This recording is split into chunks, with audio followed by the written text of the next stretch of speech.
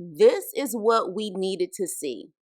We needed to see a healthy dialogue between the real men, Willie and JJ, versus the weak boys, Glenn and Cliff's punk ass.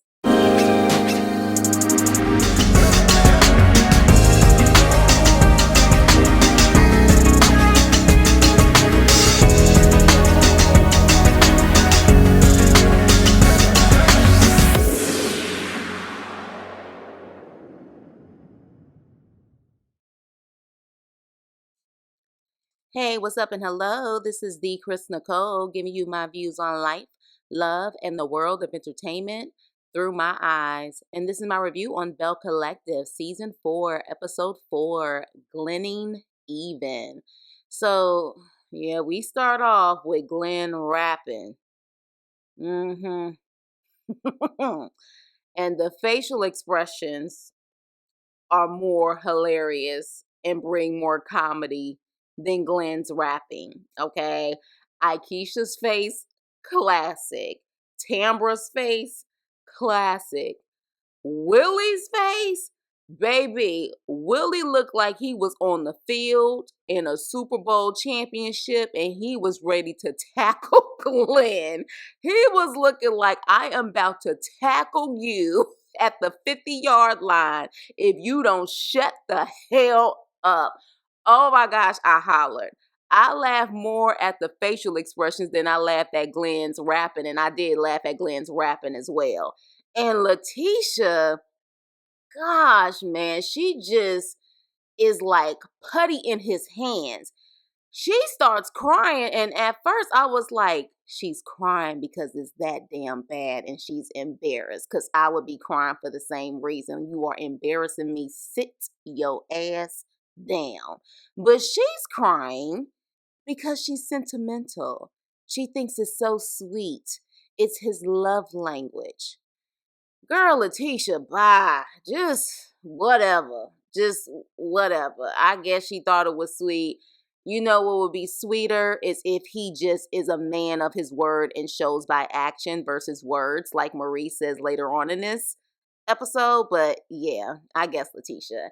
So Akeisha and Willie meet up with Essie and Marie, and they are going to do a lupus event, especially because Willie's mom passed from lupus, so it's very close to them, and they want to make sure that they bring awareness and they actually donate money to the cause as well.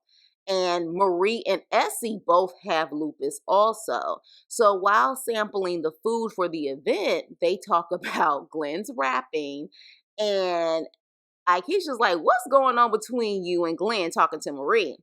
And Marie was like, he ain't no good. He ain't shit. He's not gonna change. I saw the same patterns when it came to my ex-husband. And Letitia allows him to pretty much, have it easy and doesn't show by action. She just allows him to say what he's gonna do, but he doesn't show it. And you know what, Marie, I get it. And I understand that you're that ride or die friend. I get it. I have definitely been there before. But you have to let her see it for herself. You can sit up there and talk to her until you are blue in the face. If she's not willing to change, she's not going to change. If she's not willing to see it for herself, she's not going to see it for herself. And I think Marie is that type where she will keep pushing and pushing and pushing, when in reality, all you're doing is pushing her away.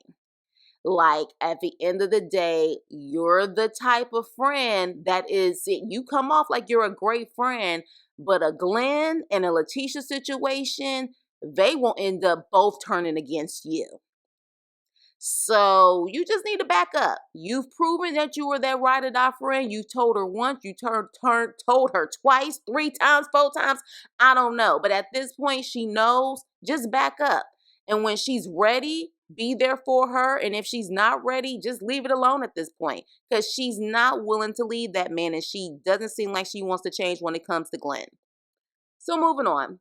Then Akeisha talks about the side scallywags are winning book.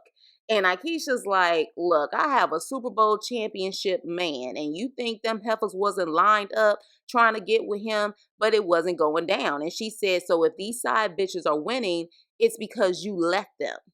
And so at that point, Marie's talking about her husband and how she was trying to make sure she satisfied him, even when, she was sick as hell. And so Willie is uncomfortable and he's like, I think I should go. Like, I think this is a conversation with women only. Like, this sounds like a waiting to exhale moment. Like someone is about to tear up everything in the closet and put it in the car and burn it moment. Yeah, I need to go. Very hilarious scene because I love Willie. Like I said, I love Willie and I love JJ. So it was cute. So then the man meeting goes down and the men meet up, okay, to have cigars. And so Willie and JJ confronts Cliff. Willie, the first thing he asks JJ is what's going on with this whole situation between So Gucci and Selena. And, JJ's like, Cliff over here be having one-on-one conversations with Selena, almost implying that Cliff is in Selena's ear so nothing can get resolved. And so Willie's like, wait a minute, you talk one-on-one with Selena talking to Cliff. And he was like, yeah. He was like, how your wife feel about that? And he was like, Latrice let me. She trusts me. And they started laughing. I was like, So Gucci, you may have a point. You may have a point when you was talking about that 3-party get down between them. You may have a point because I'm like, I don't know no woman that would allow her friend to have one-on-one conversations with her husband, especially if allegedly Selena and Cliff have a past. Ain't no way in hell. JJ laughed at all because I really don't think he's tripping over that. I think he's more so tripping over the fact of how Glenn also, but how Cliff handles himself as a man or lack thereof. So at that point, they talk to him about the stripper party. And Willie is like, let's be clear, you put gasoline on the fire. Like there was already fire there. You put more gasoline on it and you waking up Glenn out of his sleep, to sit up there and talk about this stripper party. That's not a real friend. A real friend wouldn't do that. And I agree. And guess what? A real man wouldn't do that either. You know what I'm saying? Real men don't do that. They don't do that type of petty female BS. So at that point, JJ is like, I'm so sick and tired of Cliff's ass and his punk ass and worried about what I did at my wife's party. You mind your own business and focus on yourself. So then at that point, they were like, what if somebody did that to you? So in his confessional, he said, that's the issue between Glenn and Letitia. That's their problem. That's their relationship. You can try to put gasoline on my relationship all you want. At the end of the day, my stuff is fireproof. You know what, Glenn? I have been saying for a very long time, I don't know who Latrice is. And I feel like we don't know who she is. Therefore, it is very hard to relate to her. I am hoping while this show is still on air, she gets to the point where she's willing to be comfortable and be herself and be free. Because let's be clear, fireproof my ass. When Josh talked to her, when Letitia talked to her, hell, even when Akeisha talked to her, every time someone comes to her about her marriage, while her mouth says one thing, her eyes getting watery, her body language and everything else seems like she is a freaking character on Get Out. Okay? Like the freaking tea and the spoon, the teacup is circling around and she is literally stuck in that freaking chair with tears coming down and she can't move. That's the way she looks when people talk to her about her marriage. So fireproof again, my ass. I can't wait till she gets to the point where she can be honest about what is going on, and then we'll really see who you really are and how that relationship really is. But moving on. So Glenn comes in. And so Willie and JJ get on him. And pretty much it's like, you need to find new friends, homie. because we clearly know there was already something going on in your relationship. Hell, your wife wrote a book. But there's no way in the world that call needed to be made, especially when all of the wives was there. What could have possibly gone down so badly that he needed to make that call to you when everyone was there? It was pure entertainment. That's just what it was. And the thing is, you can tell Glenn at a certain point was like, they may have a point. Yeah, they have a point. And look at your relationship and Cliff's relationship versus Willie and JJ's. They're in healthy marriages. Y'all are not. So yeah, you need new friends. And Cliff is sitting up there with this freaking smirk on his face looking like a demon, just soaking it up. But then he wants to say to JJ, you know, JJ, you cool, but we ain't friends. And JJ like, MF, I know we ain't friends. So then in the confessional, Cliff tries to make it seem like the reason why JJ goes after him so much is because of the Selena situation. He didn't know Selena was married, I guess, at the time when they hooked up. I don't think JJ cares about that. I truly think he is over Selena. He just don't like the way Cliff operates in his manhood. And so that was a straight up scene that we needed to see. Real man versus the boys. And if people can't see that scene and see who the real men are versus the boys, then God bless you, because I don't know what else to tell you. Because that was a scene to really show who's who, and I loved it. So thank you, production, for this scene, because we really needed to see the difference, okay? Take notes, ladies. Take notes, fellas. That was a great scene. But moving on. So Akeisha and Tambra go work out, which honestly is the fakest scene ever. I mean, Akeisha don't really have a lot of makeup on, but she has some on, and she got, you know what I'm saying, her wig down. She got a hat on, but I'm just like, don't none of us go to the gym like that. If we really trying to work out, it just don't happen. And Tambra, the same thing. Tambra is full makeup, full lashes, hair laid. I'm like, what kind of workout y'all doing? So this was a fake scene. This was a scene to promote that gym. It's just these two girls in a cycling class. It was fake. But the whole point of the scene was for Tambra to tell, of course, Akeisha that she is in fact pregnant. But I love this scene. And I love this scene because I truly feel like Tambra brought down her walls just a little bit, because she was talking about how frustrated she was with her fibroid surgery, and she had to get 39 fibroids removed, which is crazy. 39 of them. And then after they removed all of those, they found another one. So she got so frustrated that she was at a point where she was like, you know what, just take the uterus out. Like, I'm done, just take the uterus out. And she was saying that because she was trying to get the fibroids removed because she had already frozen her embryos, but she was so frustrated, she was like, forget it, like, it's just not gonna happen.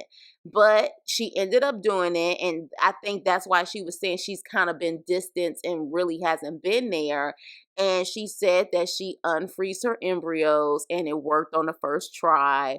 And that's when, of course, she didn't actually say she was pregnant, but that's when Akeisha was like, oh my gosh, I knew it, you're pregnant. And it was such a beautiful scene because, like I said, I truly feel like we needed this. There are so many older women out there who are either pregnant right now, still trying to plan to have a family. And I feel like Akeisha and Tambra, especially for Black women, is a great representation of that, the struggle of it. Because even Akeisha was talking about her IVF journey and how the difference is Tambra had fibroids, but she had healthy eggs, where Akeisha didn't have healthy eggs. And she was trying to go through the IVF process, and she had 8 miscarriages. So these are scenes that we definitely need because that makes these women relatable. It was a great scene. I absolutely loved it. It was a very touching sisterly moment. And congrats to them. Congrats to Akeisha having 2 babies, even through her struggles, and Tambra's having her first child. So it was a great scene. So next, we have Akeisha meeting up with Marie about the lupus event. And child, Akeisha, is trying to figure out what's going on with the event, and Marie pretty much knows nothing. Essie pretty much handles everything, and Marie just writes the checks. And Aikisha is low key losing it because she's, on top of it. And I'm the same way. Like, if I'm going to plan something, if I'm going to do something, I'm going to do it to the best of my ability. And I can't stand when people slack like that, because it's like, if that's the case, I'll just do it myself and stress myself out. Like, I'll just do it on my own. So, only thing that Marie knew was how much the catering was going to cost, and that was it.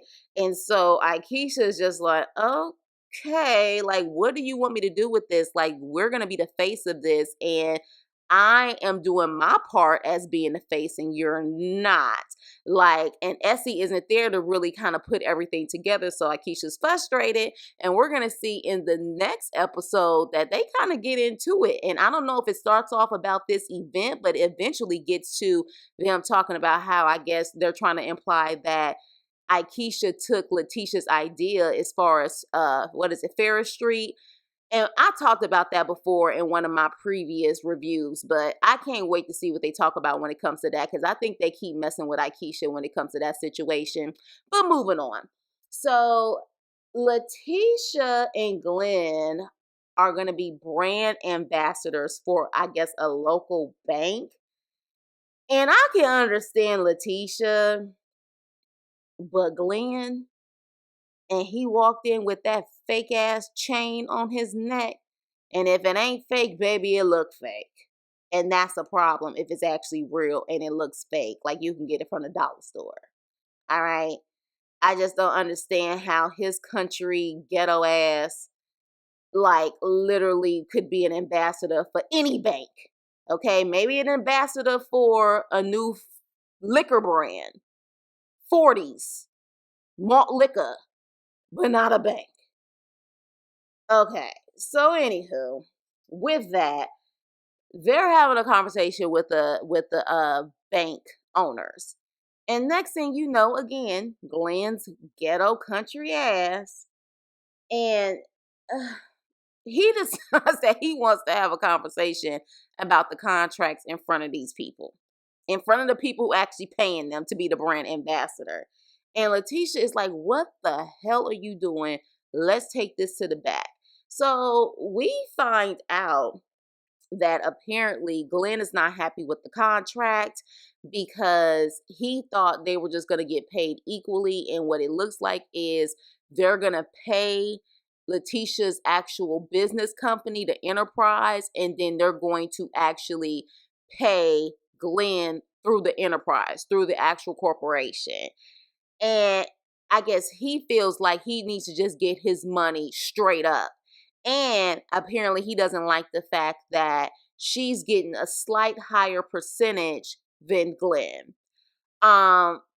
First things first, this is a true example of how couples outgrow each other. He still wants to do stuff the street way while Letitia is evolving. Because that was, first of all, an inappropriate conversation to have in that particular moment. All right. One, you talk about this type of stuff before you have the actual commercial that you're about to do. You talk about this and get this situated before that. That's one. Two, she would get paid more than you, just like the housewives get paid more than their husbands. She is the star. She is the main cast member, not you. And three, Glenn, you need to just be happy that your ignorant ass is getting any type of deal, because I wouldn't want you representing my bank looking like an outdated pimp. You would not be a good brand ambassador for a bank. So the fact that they're willing to allow you to do that, shut up. Just shut the hell up. Gosh, like, you wouldn't even be in this situation. You wouldn't even be able to get these opportunities if it wasn't for your wife. Let's just keep it 100. And I'm just like, are you kidding me? So he's getting dressed and getting prepared, and he is talking about, Cliff told me this was going to happen. Cliff told me this was going to happen. He has my back even when I'm not in the room, when he ain't even here. Then how about you go marry Cliff then? Okay? Go marry Cliff. Divorce Letitia, let her be free, and go marry Cliff. And you guys can live happily ever after in Jackson, Mississippi. Because it seems to me you mentioning his name more than Letitia at this point. Letitia's over it. So are we. So am I. So, with that being said, that is the end of the episode. What did you guys think about the episode? It was a solid episode. I would give it a B plus. And the reason why I give it the plus is because I love the scene with Aikisha and Tambra, and I love the cigar scene with the fellas. So, with that being said, let me know what you think. Please like, share, and subscribe, and I will see you on my next video. Toodles.